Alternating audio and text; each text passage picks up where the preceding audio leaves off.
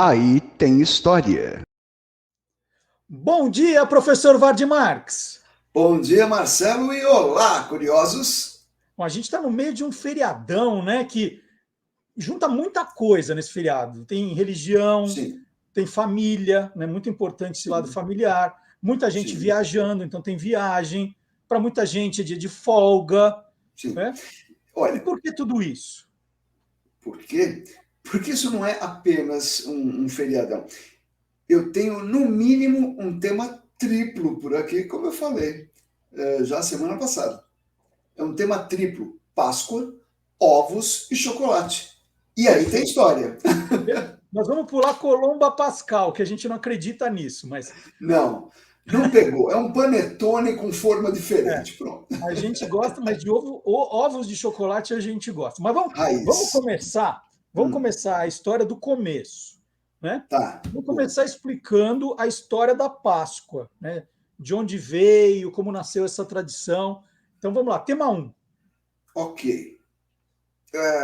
A Páscoa tem origem no judaísmo, né? Lá no judaísmo, com o nome de Pessah, celebra a saída dos judeus, dos hebreus, na verdade, né? Do Egito, conforme está na Bíblia, no livro de Êxodo. Êxodo é uma palavra grega que significa exatamente saída, saída do Egito. Pois celebrar o Pessah era o motivo da reunião de Jesus e dos apóstolos na última ceia, na Quinta-feira Santa. Essa última ceia, lembram? Eles estavam celebrando o Pessah. Então, vamos lá. Tomando o pão, Jesus o partiu, distribuiu entre os seus seguidores e disse: Tomai e comei todos vós. Isso é o meu corpo. Depois fez a mesma coisa com o vinho: tomai e beber tudo. Essas palavras e ações são relembradas em diversos cultos cristãos até hoje. É a chamada Eucaristia, outra palavra que vem do grego e significa agradecer. Aliás, obrigado em grego se diz Evharisto, mesma raiz de Eucaristia. E esse rito e as suas variações são observados até hoje porque simbolizam a consumação de cristianizar-se. É quando o fiel aceita o sacrifício de Cristo e agradece, toma Cristo como seu salvador pessoal. A festa foi mudando de significado, mas não muito, né? Até porque hoje nem se fala mais, né, em saída do Egito, não se Ah, fala mais nisso. sim. Para os cristãos, a Páscoa é celebração da vida. E é a Páscoa e não o Natal a data máxima da cristandade. Porque o Natal é início e a Páscoa é a concretização do quê? Da promessa de Deus, mandando o seu filho para ser hóstia, ou seja, vítima de um sacrifício, que é o significado da palavra hóstia em latim, que é como João Batista se refere a Jesus: eis o Cordeiro de Deus, aquele que tira o pecado do mundo, que é o que a gente lê em João 1,29. Com a morte, ou seja, o sacrifício e a ressurreição, só a morte não vale. O ciclo é completo. É aí que se completa a possibilidade da salvação. E é aí que entra também, não é? A história dos ovos, dos coelhos, não é aí? Exatamente. Por causa da ideia de ser uma festa que lembra a vida.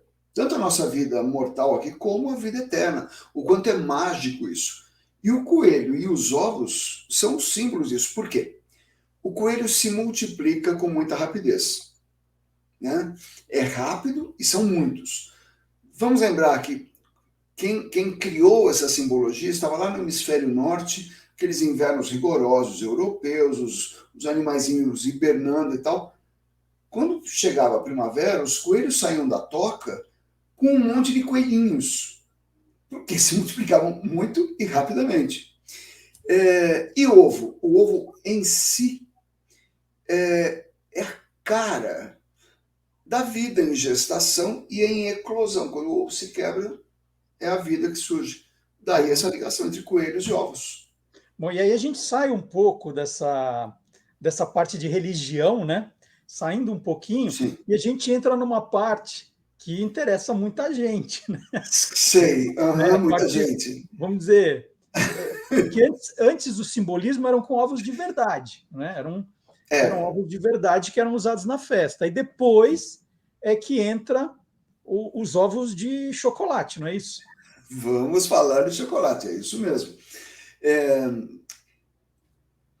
Você falou de ovos de verdade, tem várias tradições europeias, principalmente no leste europeu, das pessoas se presentearem com ovos, ou ovo de galinha, de pata, pintados à mão, são ovos muito bonitos e tal. Uhum. Mas onde é que entra o chocolate na história?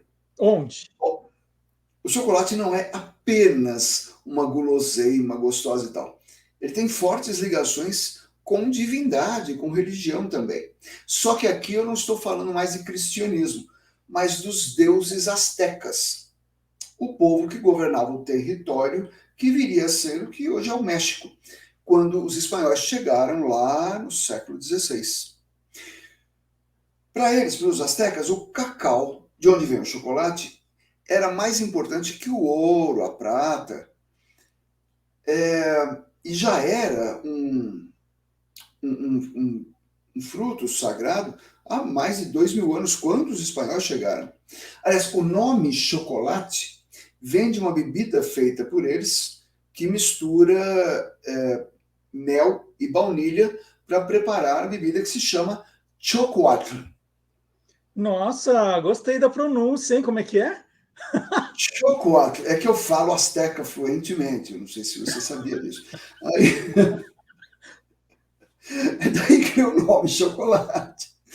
Acontece que os espanhóis, eles adoraram, os conquistadores e tal, os invasores, adoraram e levaram para a Europa. Acontece que era um gosto diferente, não era todo mundo, não era para todos os paladares, porque era muito forte, era muito puxado para o amargo, ainda que levasse mel e tal, ainda muito puxado para o amargo, não era para qualquer um. E foi ficando assim até, quer dizer, chegou na Europa ali no século XVI, XVII, e só foi se tornar o chocolate com a cara não, né, o gosto que a gente conhece hoje, no século XIX, quando um industrial ligado às coisas de farmácia, saúde, etc., e a indústria de alimentação, o industrial conseguiu juntar leite à massa de cacau e deixou com a cara e o gosto, né, parecido com o do chocolate que a gente conhece hoje. E depois que ele fez isso, o resto é história, né? Mas qual o nome desse gênio? A gente precisa louvar esse grande criador. Quem é? Esse é o merchan do ano, né? O nome dele é Henri Nestlé. Oh, Henri Nestlé. Aliás, né, se a Nestlé quiser patrocinar o programa, fica à vontade. Gente, né? Eu faço um especial de 1 hora contando a história inteirinha deles, tá? Não, a gente muda o nome do quadro. Aí tem chocolate, vai chamar. Tem Nestlé. Aí tem chocolate, com o professor Ward Marx. Eu topo. Não é? Chocolate tem história, hein? Tem. Chocolate. Mas além dessa, tem mais histórias. Essa é só para Páscoa. Acho que demos conta da Páscoa. Sim, triplamente, né? Falamos então, da Páscoa, falamos dos ovos e falamos do chocolate. Então, para todo mundo que é cristão ou não, boa Páscoa, paz e bem. É isso. Muito legal. Muito obrigado, Vardi. Então, boa Páscoa para todos aí e até a semana que vem. Tchau, tchau, pessoal.